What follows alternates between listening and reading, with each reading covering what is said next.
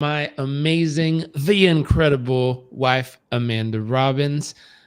Today, we're talking about the three traits that distinguish a true team player versus someone who's just more individualistically focused on themselves. We actually have a quiz about this. Where's the best place people can go to find this quiz?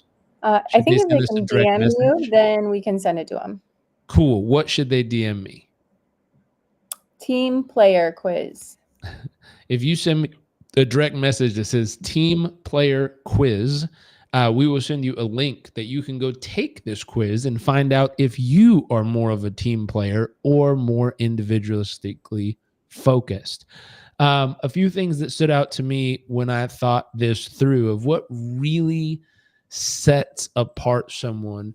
The first thing, just really simple, is a team player prioritizes collaboration and the success of the team over individual accomplishments. They're more likely to share credit for success and look for ways to support other people's contributions versus someone who's self-focused focuses more on their individual achievements and recognition. They may not work they may work in silos and prioritize tasks or projects that benefit them personally, even if it's at the expense of the team's goals overall. And so, really simply, I'm going to start by throwing this in the chat box so y'all can see it. Oh, might be too big. But the concept of which one do you fall into? I'm going to go back to my wife for this. Where do you fall in that, love?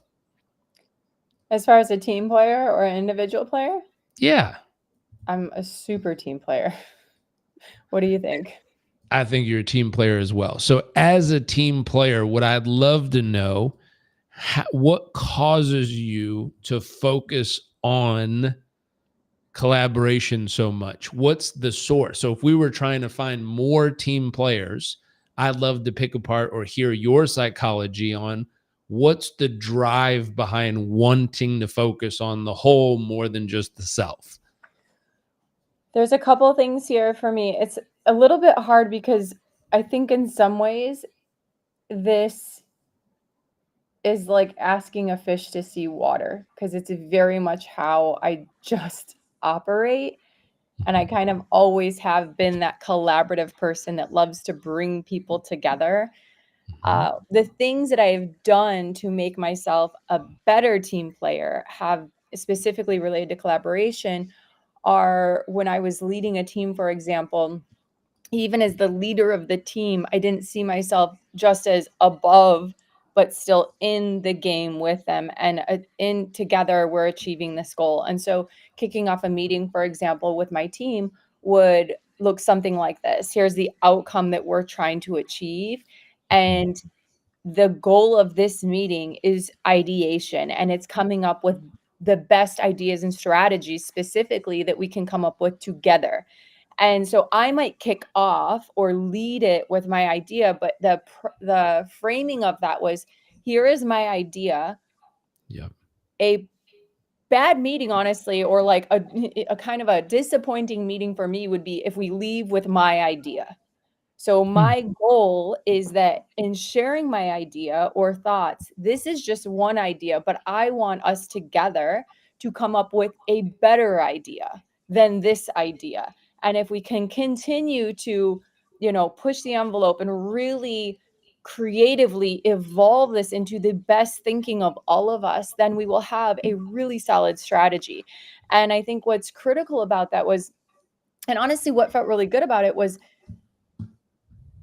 I didn't want to be the smartest person in the room, right? I never want to, like, I want a team around me that's going to challenge each other and encourage each other and demand the best from each other. And so coming in with no ego and just asking, like, let's together make this happen and come up with a winning strategy, right? And so I think that's one way that I personally have taken the natural collaboration gene or whatever it is that I love getting people together and challenge them to say, this is my idea. And I know that I am capable of coming up with great ideas, but I also know, like, as a personal, like, no, I know I do come up with pretty great ideas. And if my idea is the best idea, I might have the wrong people around me. I need people to make sure that they're in it and going to collaborate and challenge and push each other to think even more creatively, more innovatively, and really support each other. And what is our best, most creative thinking that we can do to achieve this goal together?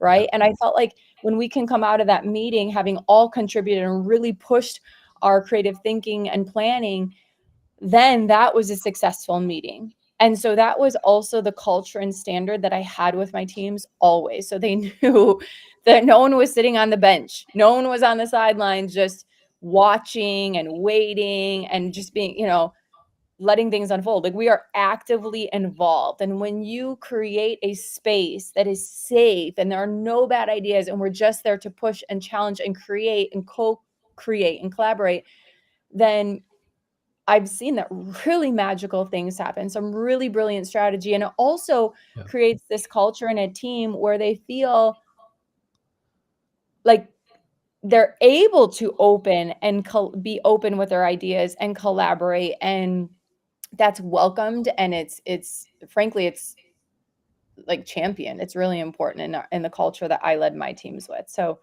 I hope that. I think something that's important is everyone has a different level of willingness to share or to step in or to pipe up and speak their ideas. And so the concept of, I always look at, if you're wanting a team to collaborate, you're wanting more people to speak up, you have to invite them into it, not expecting them to have the greatest solution is the first idea, but to warm up. You can ask questions to make it smaller, like, what's one thing, one small thing you think that could help this improve? What's one little adjustment you might make? You can start by asking for small or little things where they're like, well, that might make a difference. You're like, that could make a difference. What else? And by easing them into it, some people are great at this. They walk in and they're like, oh, I've got 50 ideas. I've been thinking about this for months. You do this, and this. Other people, they're focused on other projects. They're focused on other priorities and tasks they've been assigned. Now they're being invited into the environment. And so we got to think we can ease them into it. We can create a little momentum in the beginning. Something you said that I really love is you came with the starting point. Here's the idea I have, starting point. Now, what I would love is, and then you ask for clear and specific participation. What I would love is, can you help me with this piece of it? Ideally, we could take that and make it into something much better. What small thing do you think might help that move forward? One of the other things that I've seen that really does help, you mentioned the word standard, bringing the standard of, we'll accept anything, just not nothing. Yeah. And so when we reach out and say, what's one small thing you think that can make it better? I'll accept anything. You can say, paint it purple, try doubling it, do twice as much. Anything is welcome, just not, I don't know, I'm not sure. Skip, pass, not okay. You have to contribute something. Yeah. And we're open to anything, and you can throw it out there. What it happens is, a creative writing teacher taught me this. Oftentimes with writer's block, we sit down and we have a pencil and paper and we go, I just don't know what to write. Photography classes has proven, they cut the class in half and they said, one group is your assignment to get an A in this class. You have to go out and take one perfect picture. That's it. All semester, you have to get one perfect picture. The other half of the group, they said, in order to get an A, you have to take at least 2,000 plus pictures. Then they took at the end and they compared the best quality picture from each group, and the group who took thousands of pictures landed up with better pictures than the group who is trying to get just the perfect one. And so that same concept applies when you have a team engaging in this activity of coming up with solutions. you can use that story real quick to say, hey, we're not trying to get one perfect solution. We're trying to get as many solutions as possible first to get them all on the board. Then we'll take time to sift through and kind of upvote the ones that we think have the biggest potential, and then narrow down to a very specific action we can then move on as a group. And you're great at that. But just to reiterate the steps, starting point, you gave a starting point. You had clear and specific instructions of how specifically we're trying to improve this. And then we enter kind of this open forum where we'll accept anything, just not nothing. So you have to start throwing ideas on the board, and everyone throws as many as fast as they can. And then we take it and we start to upvote to find out which ones have the biggest and best potential. And that's a way to ignite people into that teamwork and out of that individualistic thought process. Yeah, I would say a couple parts that are important are, one, the invitation, right? The setting the standard for what this meeting is, as well as creating trust. Like if your team doesn't feel that they can trust to share openly and that there's no such thing as a bad idea, we just want ideas. And then I also add something that's important is to get the team prepared for that meeting in advance, because some people are really great with on-the-spot thinking and creativity, and other people need some more runway and some time to really think through these ideas. So it definitely helps to give some runway before a meeting like that, if possible. It's not always possible, but if it's possible, give them a heads up, or have some kind of exercise that gets them into that state of mind and that kind of thinking. Because like what you said, depending on what they're coming from prior, it might be really hard for them to switch gears and just and come up with creative ideas. With that, I would say, share something. And if you do need, if time allows, you do need a little bit of time, because again, some people need a little bit of space. We call it thinking time, to think. Then let them do that, because truly their strength might be in that creative space and thinking time to come up with their best ideas. And again, we're not looking for it doesn't have to be perfect and it doesn't have to be your very best. It's just the idea. What's beautiful about this is that every single person has different strengths.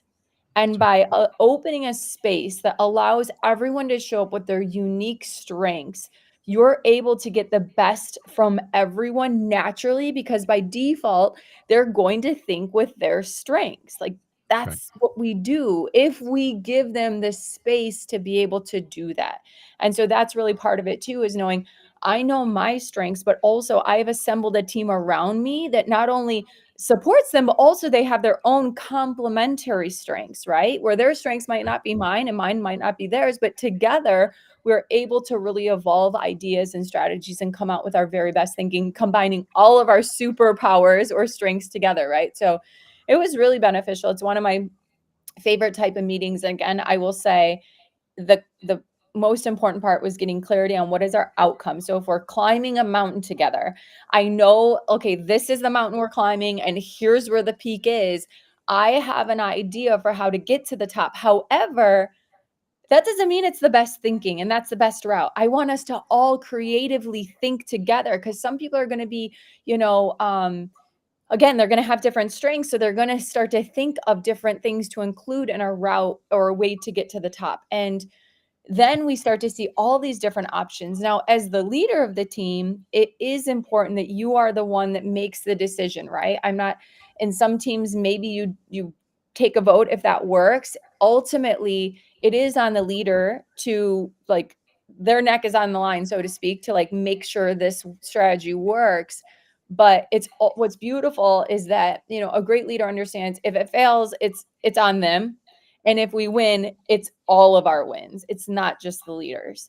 And so that's something too that is important, that you're able to collaborate. But if you, in doing so, you truly have created a team around you that their strengths, their genius, and together you truly believe that you can come up with the best idea or strategy for the way forward. I love it. Two other pieces that we look for in a team player. Number one, in the category of feedback and growth, Team player views feedback as a tool for personal and team growth. They have a growth mindset, so they see feedback as a way to improve. They're open to giving and receiving constructive criticism, understanding that it helps everyone improve and succeed. A self-focused individual may resist feedback or take it personally because their primary concern is maintaining their image or status. They might give feedback only when it serves their interest or highlights their superiority. Something to think about, and this was from a Harvard Business Review article. They found that high-performing teams are more authentic. Team members express a wide range of emotions, even negative ones, without suppression. The authenticity means they can use their cognitive resources for doing the work instead of hiding or manipulating their emotions. I thought that was wildly fascinating.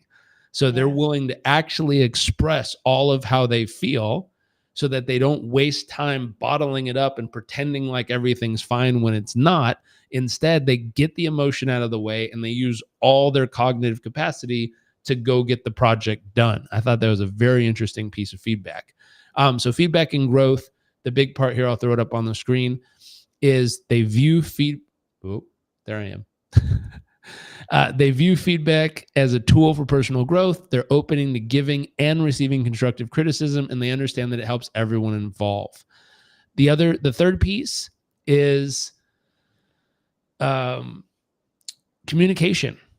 Communication and support. Team player communicates openly and supports teammates, understanding that transparency and support are key to overcoming challenges and achieving goals. They listen actively to make sure efforts to ensure everyone feels included and valued.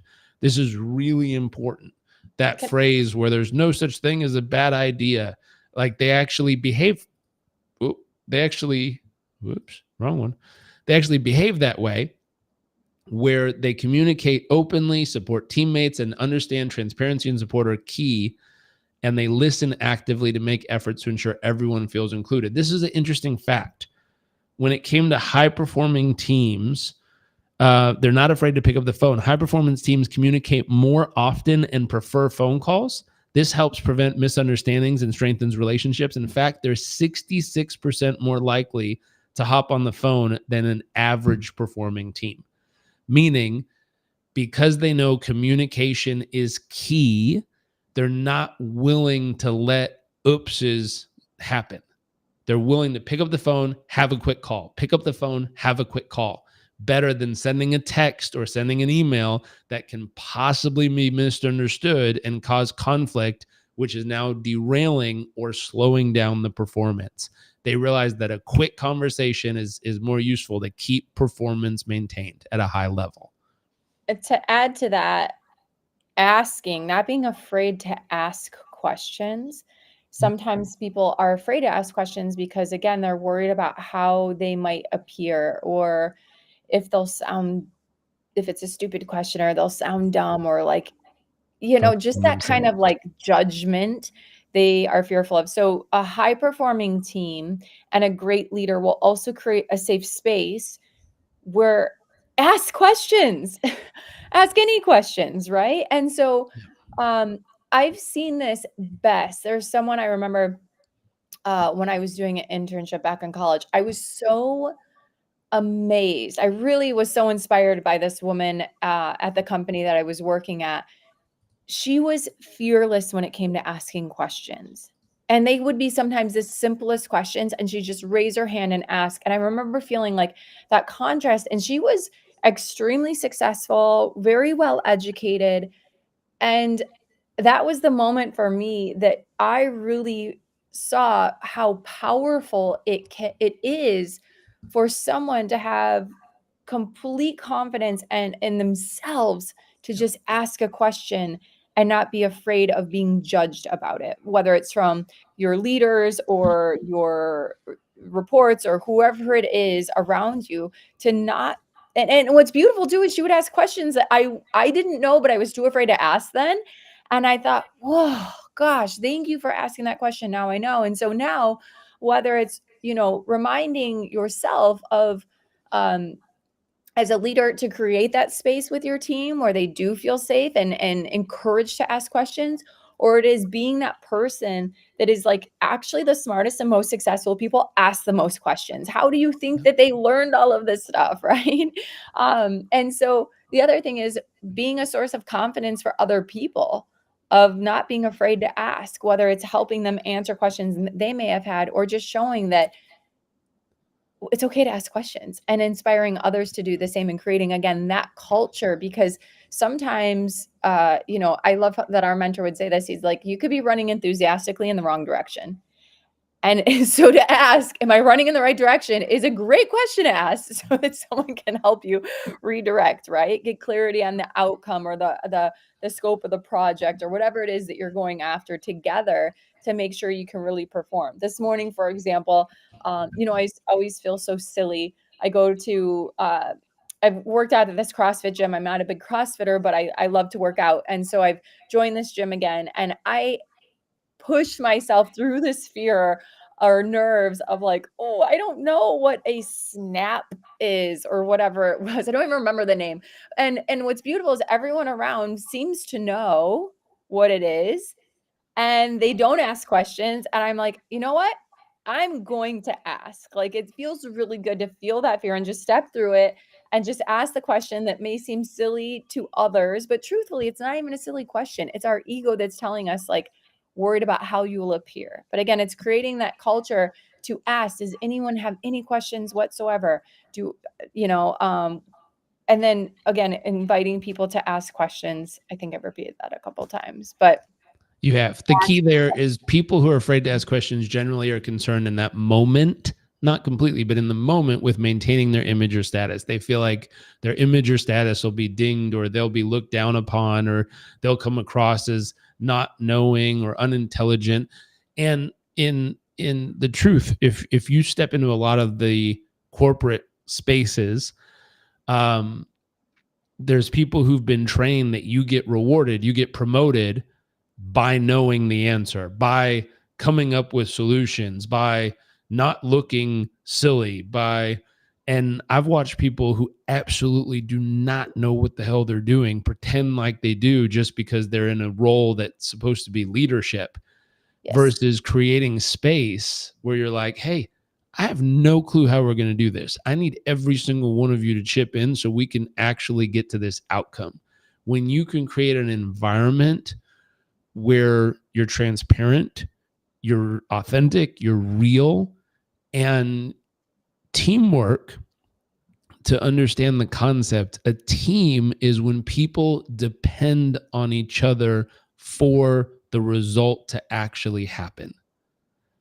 If you don't depend, and so there's a whole culture of people who are taught, never depend on anybody, be self-sufficient, figure it out yourself. That's not a team. That's an individualistic, focused human being.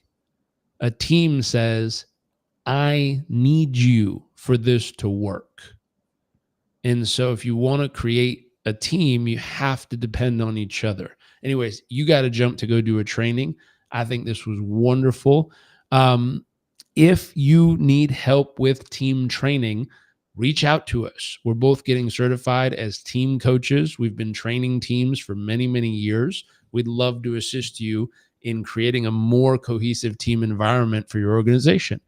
Anyways, all you got to do, if you want to take that quiz one more time, DM me team quiz? Team player quiz. Team player quiz. And we will send you a link so you can find out if you're more of a team player or more individualist